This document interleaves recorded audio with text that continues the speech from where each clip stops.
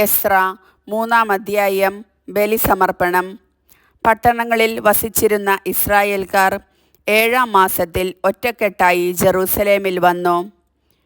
യോസാദാക്കിൻ്റെ പുത്രനായ യശുവ സഹപുരോഹിതന്മാരോടും ഷയാൽത്തിയേലിൻ്റെ പുത്രൻ സെറുബാബേൽ തൻ്റെ സഹോദരന്മാരോടും കൂടെ ദൈവപുരുഷനായ മോശയുടെ നിയമത്തിൽ എഴുതിയിരിക്കുന്നതനുസരിച്ച് ദഹനബലി അർപ്പിക്കുന്നതിന് ഇസ്രായേലിൻ്റെ ദൈവത്തിൻ്റെ ബലിപീഠം പണിതു.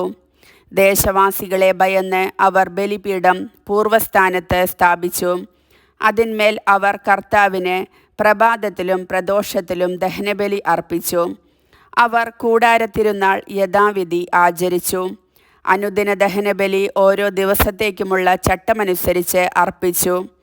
നിരന്തര ദഹനബലിയും അമാവാസിയിലെയും കർത്താവിൻ്റെ നിശ്ചിത തിരുനാളുകളിലെയും ദഹനബലികളും ചിതത്തിരുനാളുകളിലെയും ദഹനബലികളും ഓരോരുത്തരുടെയും സ്വാഭീഷ്ട കാഴ്ചകളും അവർ കർത്താവിന് അർപ്പിച്ചു. 7-ാം മാസം 1-ാം ദിവസം മുതൽ അവർ കർത്താവിന് ദഹനബലി അർപ്പിക്കാൻ തുടങ്ങി. എന്നാൽ കർത്താവിൻ്റെ ആലയത്തിന് അടിസ്ഥാനം ഇട്ടിരുന്നില്ല. ദേവാലയ നിർമ്മാണം തുടങ്ങുന്നു. പേർഷ്യ രാജാവായ സൈറസിൻ്റെ അനുവാദത്തോടെ അവർ കൽപ്പണിക്കാർക്കും മരപ്പണിക്കാർക്കും പണവും ലെബനോനിൽ നിന്ന് ജോപ്പായിലേക്ക് കടൽ മാർഗം ദേവദാരു കൊണ്ടുവരാൻ സീദോന്യർക്കും ടയർ നിവാസികൾക്കും ഭക്ഷണപാനീയങ്ങളും എണ്ണയും നൽകി. അവർ ജെറുസലേമിൽ ദേവാലയത്തിലേക്ക് വന്നതിൻ്റെ 2-ാം വർഷം 2-ാം മാസം ഷയാൽത്തിയേലിൻ്റെ മകൻ സെറുബാബേലും യോസാദാക്കിൻ്റെ മകൻ യശുവയും കൂടെ തങ്ങളുടെ മറ്റു സഹോദരന്മാർ, പുരോഹിതന്മാർ, ലേവ്യർ, പ്രവാസത്തിൽ നിന്ന് ജെറൂസലേമിൽ വന്നവർ എന്നിവരോടൊപ്പം പണിയാരംഭിച്ചു. കർത്താവിൻ്റെ ആലയം നിർമ്മിക്കുന്നതിൻ്റെ മേൽനോട്ടം വഹിക്കാൻ 20-ഉം അതിനുമേലും പ്രായമുള്ള ലേവ്യരെ നിയോഗിച്ചു.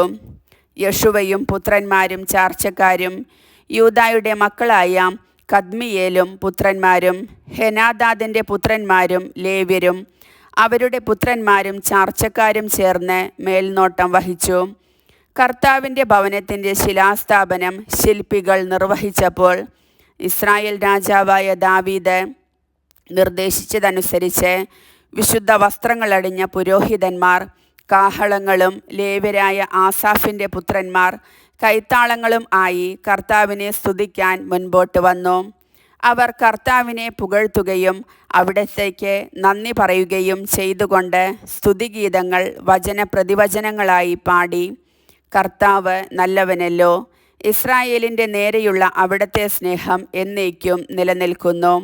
കർത്താവിൻ്റെ ആലയത്തിൻ്റെ അടിസ്ഥാനം ഇട്ടതിനാൽ അവർ ആർപ്പുവിളികളോടെ കർത്താവിനെ സ്തുതിച്ചു. അനേകർ ആഹ്ലാദത്താൽ ആർത്തു വിളിച്ചെങ്കിലും ആദ്യത്തെ ആലയം കണ്ടിട്ടുള്ള പുരോഹിതന്മാരും ലേവ്യരും കുടുംബത്തലവന്മാരും ആയ വൃദ്ധന്മാർ ആലയത്തിന് അടിസ്ഥാനമിടുന്നത് കണ്ട് ഉറക്കെ കരഞ്ഞു. സന്തോഷധ്വനികളും വിലാപസ്വരവും തമ്മിൽ വേർതിരിച്ചറിയാൻ കഴിഞ്ഞില്ല. ജനം ഉച്ചത്തിൽ അട്ടഹസിച്ചതിനാൽ ശബ്ദം വിദൂരത്തിൽ കേൾക്കാമായിരുന്നു. കർത്താവിൻ്റെ വചനം.